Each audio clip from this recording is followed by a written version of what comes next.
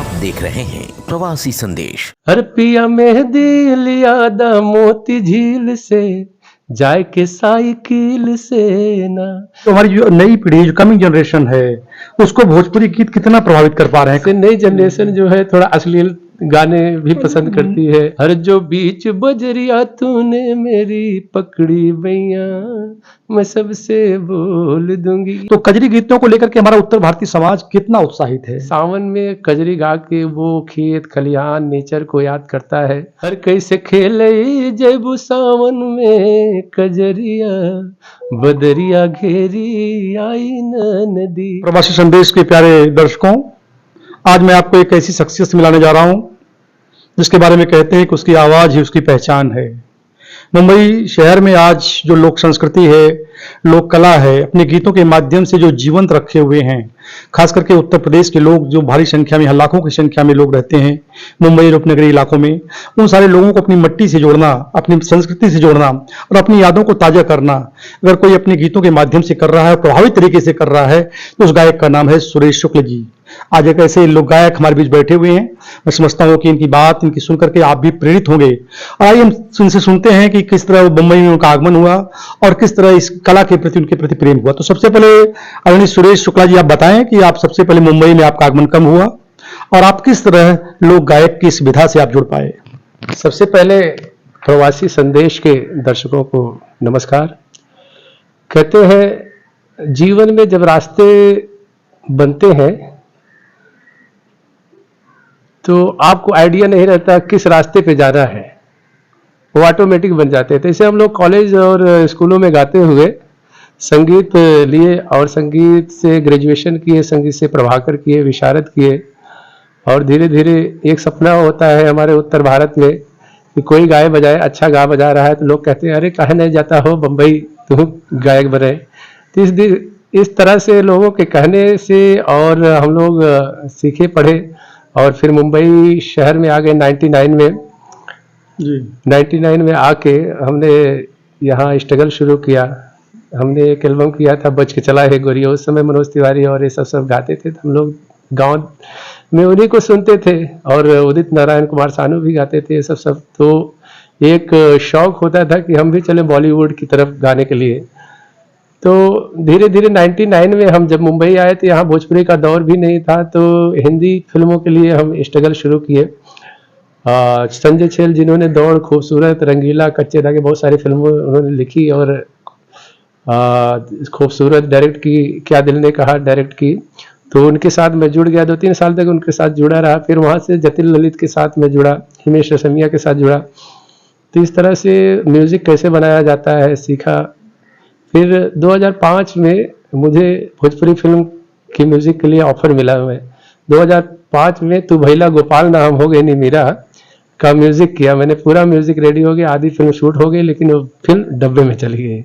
2006 में फिर एक फिल्म मैंने साइन की, तो उसे प्यार हुआ। विनय आनंद गोविंदा के भांजे हैं, जिनकी पिक्चर आप आमदनी अठन्नी खर्चा रुपया, रश्मि देसाई हीरोइन थी। तो मैंने रिकॉर्ड किए उनके गाने, 10 गाने, और सब उदित नारायण, श्रेया घोषाल, कविता कृष्णमूर्ति, रूपकुमार राठौर, सब लोग बड़े बड़े सिंगर्स गाए और वो पिक्चर रिलीज हुई और उससे काफ़ी अच्छा प्रतिसाद मिला इंडस्ट्री में। तो इस तरह से मैंने 7-8 पिक्चरें उस समय करी। लेकिन फिर धीरे धीरे अश्लीलता का दौर आने लगा। जो एल्बम्स वगैरह में गाए जाते थे गाने, वही धीरे धीरे लोग फिल्मों में भी परोसने शुरू कर दिए और फिर इस तरह से हम लोग धीरे धीरे पिक्चरों से दूर हो, क्योंकि अश्लील गाने हम लोग न गाते हैं, न रिकॉर्ड करते हैं, न लिखते हैं। तो इसलिए हम 2008 तक फिल्में करी। फिर उसके बाद हम फिल्मों से दूर हो गए, स्टेज की दुनिया में आ गए, जहां आप सबसे भेंट मुलाकात धीरे धीरे होने लगी। और आज हमारे जो उत्तर भारत के लोक संगीत है, चाहे कजरी हो, चैती हो, सोहर हो, XYZ, जो परंपरा से जुड़ी हुई चीज़ें, हमारे पूर्वजों की दी हुई चीज़ें हैं, हम उनको गाते हैं और अपनी नई पीढ़ी तक पहुंचाते हैं। बहुत बहुत धन्यवाद सुरेश जी। अच्छा, जो भोजपुरी गीतों का जो दौर चल रहा है, खास करके कुछ वर्षों पूर्व तक जो दौर हुआ करता था, कहते हैं कि जो हमारी जो नई पीढ़ी, जो कमिंग जनरेशन है, उसको भोजपुरी गीत कितना प्रभावित कर पा रहे हैं? खास करके आप जैसे लोग जब स्टेज से गाते हैं और सामने जब युवा दर्शक बैठे हुए होते हैं, तो उनके मन में आपके गीतों को लेकर कितना उत्साह दिखाई देता है?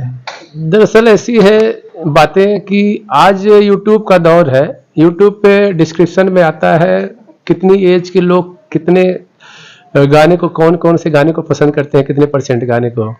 तो जो पारंपरिक चीजें हैं उसमें जैसे 15 साल 16 साल के बच्चे कुछ मतलब 8 से 10% ही पसंद करते हैं। फिर 15 साल के ऊपर 25 साल तक मतलब 20% पसंद करते हैं। अब 25 साल से 35 साल 40 साल धीरे धीरे धीरे तो रेशियो बढ़ता जाता है परसेंटेज का।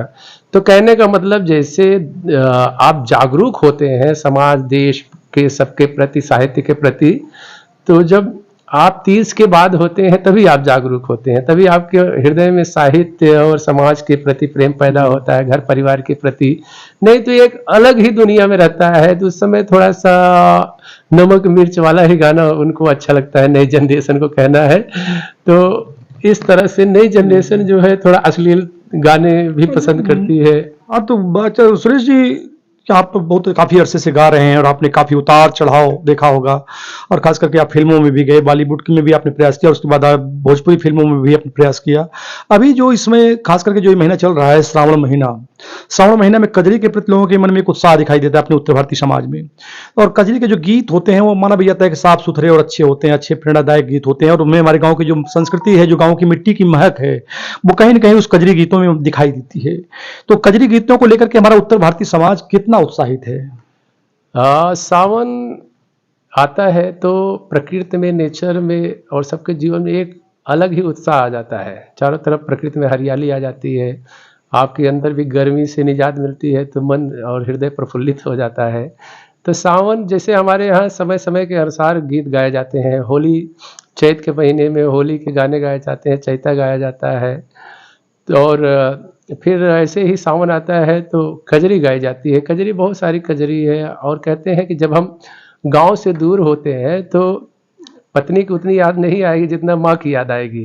तो इस तरह से अपने लोक संगीत जो है, अपनी परंपरा जो है, जो उस मिट्टी में पला बढ़ा है, तो उसको वो सारी चीज़ें, जैसे कृष्ण द्वारिकाधीश गए और द्वारिकाधीश बन गए, द्वारिकापुरी जाके द्वारिकाधीश बन गए, फिर भी उनको गोकुल भूला नहीं। तो इसी तरह से जो उत्तर भारतीय अपने गलियों में, अपने गाँव में, अपने खेतों में, अपने खलिहानों में खेला कूदा है, तो उसको वो कभी भूलेगा नहीं। तो इसीलिए सावन में कजरी गा के वो खेत खलिहान नेचर को याद करता है।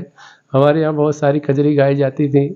हर पिया मेहंदी लिया दा मोती झील से, जाए के साइकिल से ना, साइकिल से ना हो, साइकिल से ना, पिया मेहंदी लिया दा मोती झील से, जाए के साइकिल से ना।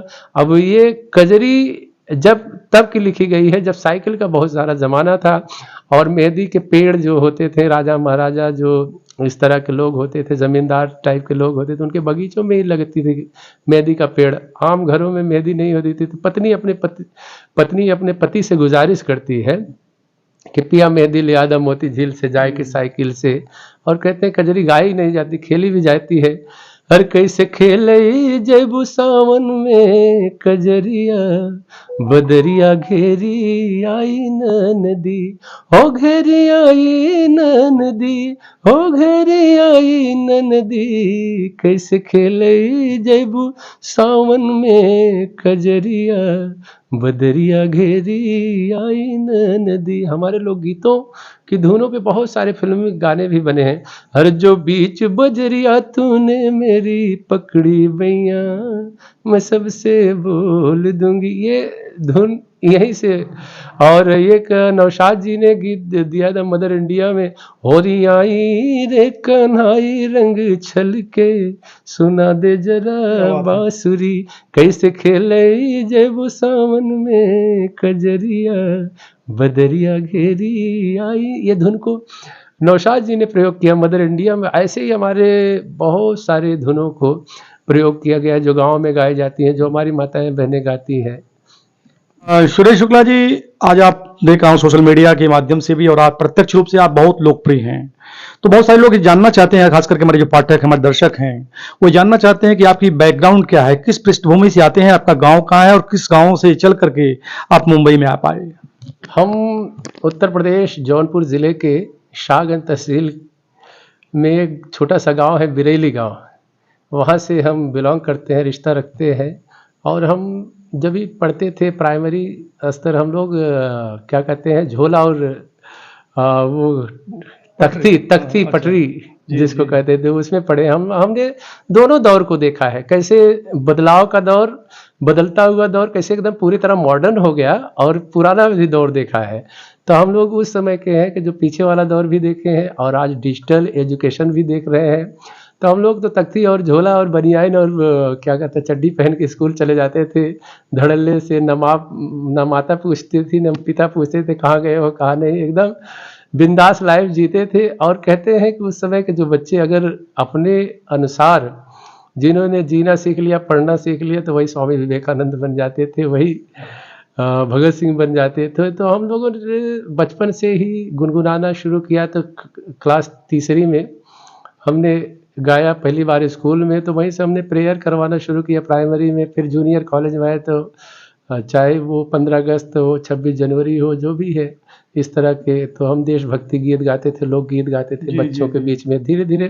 तो फिर 9th में समोदपुर इंटर कॉलेज हमारे यहाँ एक है, जौनपुर में ही, शागन तहसील में। जी। तो वहाँ म्यूज़िक एक सब्जेक्ट रहा है, तो हमने म्यूज़िक लिया 9th में। और हमारे प्रिंसिपल श्री रणजीत सिंह जी थे, वो आयोग से आए थे उसी साल। जी। तो उन्होंने जो स्कूल कॉलेजेस की रैलियाँ होती हैं, कंपटीशन होते हैं, उसमें हम लोगों को भेजना शुरू किया, तहसील स्तर, ज़िला स्तर, मंडल स्तर।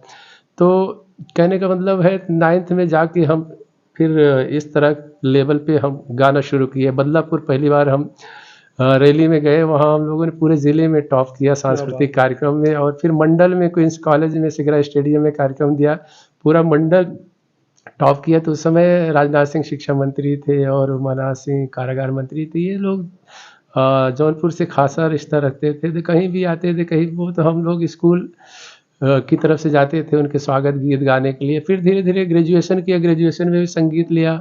फिर प्रभाकर विशारद किया, फिर मुंबई आ गए। तो मुंबई में आज भी हम संगीत सीखते हैं, हमारे गुरु जी हैं पंडित श्याम रंग शुक्ल जी, उनसे आज भी हम संगीत सीखते हैं। तो संगीत देखिए, हमेशा कोई भी चीज़ हो, हमेशा सीखने की चीज़ होती है। चाहे आप जितना भी कर रहे हैं, आप गाइए बजाइए, लेकिन सीखते रहिए। बहुत बहुत मुझे लगता है कि आपकी जो लोकप्रियता का राज है वो कहीं इस बात के लिए जरूर है कि आप आज भी अपने आप को विद्यार्थी मानते हैं, आज भी आप सीख रहे हैं। और आपका जो जीवन चरित्र है तो बिल्कुल ये है कि होनहार बिरवान के होत सीखने पात। आपने बचपन से ही संगीत के प्रति आपका जो अनुराग रहा, जो प्यार रहा, शायद वही आपको आज इस मुकाम, इस ऊंचाइयों पर ले गया है। शुक्ला जी, आमतौर पर जहाँ तक भोजपुरी गीतों की बात होती है या लोकगीतों की बात होती है, तो ये मानते हैं लोग कि जब तक उसमें कोई अश्लीलता शब्द नहीं इनपुट किए जाएं, कुछ इस तरह की बातें ना की जाए, तो शायद उसके प्रति लोगों का रुझान कम हो जाता है, आकर्षण कम हो जाता है। और शायद यही लालच है कि जो आज भोजपुरी फिल्में बन रही हैं, जो उसके गाने तैयार हो रहे हैं, उसमें बहुत सारी अश्लीलता परोसी जा रही है। एक जो वर्ग है, कहीं न कहीं जो प्रबुद्ध वर्ग है, वो कहीं न कहीं भोजपुरी फिल्मों से दूर होता जा रहा है। तो क्या आपको लगता है कि ये बहुत ज़रूरी चीज़ें हैं, अश्लीलता को गानों में इनपुट करना, सीन में इनपुट करना, और उसके बाद ही वो चीज़ें सफल होंगी? नहीं, ऐसी बात नहीं है। अगर आप कोई गर्लफ्रेंड से प्यार भी करता है, तो माँ से उससे ज़्यादा प्यार करता है। तो कहने का मतलब अश्लीलता जो है, आप ये एक मुझे लगता है कुछ परसेंटेज के लोग पसंद करते हैं। बाकी कोई भी ऐसा इंसान नहीं जो अपने परिवार में, अपने घर में अश्लील गाने बजाता हो, अश्लील फिल्मों को देखने परिवार के साथ जाता हो। अच्छी ही फिल्म दिखाता है, अच्छे ही गाने अपने बच्चों को सुनाता है, अच्छे संस्कार देना चाहता है। तो ये एक कुछ परसेंट है माना, लेकिन लोग उसी को लेके हवा बना देते हैं कि ज़्यादा चल रहा है, ज़्यादा हो। क्योंकि जब आदमी 25 साल 30 साल के बाद परिवार से जुड़ जाता है, तो घर घर से परिवार बहुत ज़्यादा सुनना पसंद किया तो एक दो, लेकिन जब आदमी किशोरावस्था में होता है तो उसी तरह की चीज़ें ज़्यादा सुनता है, तो उसका शोर ज़्यादा होता है। लेकिन हम लोग साहित्यिक और क्या पारंपरिक और इसी तरह की चीज़ें गा रहे हैं, तो हम लोगों की भी बाजार है ये, हम लोगों को भी लोग सुन रहे हैं, तो हमारा परिवार उसी की बदौलत चल रहा है। ऐसा नहीं कि अश्लील गाने ही चल रहे हैं। बहुत बहुत धन्यवाद सुरेश जी। सुरेश जी का साफ कहना है कि लोग कजरी या अन्य जो लोकगीत हैं उसको बहुत पसंद करते हैं, क्योंकि शर्त इनकी इतनी है कि उसे अच्छाई के साथ परोसा जाए, उसमें गंदगी नहीं होनी चाहिए, अश्लीलता नहीं होनी चाहिए। और निश्चित रूप से आने वाला समय जो उत्तर भारतीय समाज का है खास करके, उसमें लोकगीतों को बहुत अच्छी प्राथमिकता मिलेगी और बहुत सारे लोग इन गीतों से जुड़ेंगे। तो बहुत बहुत हम शुभकामना देते हैं और आशा करते हैं कि जो कजरी और जो अन्य गीतों की आपने अलग जगाई है इस महानगर में, वो निरंतर वो बढ़ती रहे और लोग उससे बहुत कुछ सीखते रहे। बहुत बहुत धन्यवाद आपका। प्रवासी संदेश को लाइक करें, शेयर करें, कमेंट करें, सब्सक्राइब करें और बेल आइकन जरूर दबाएं।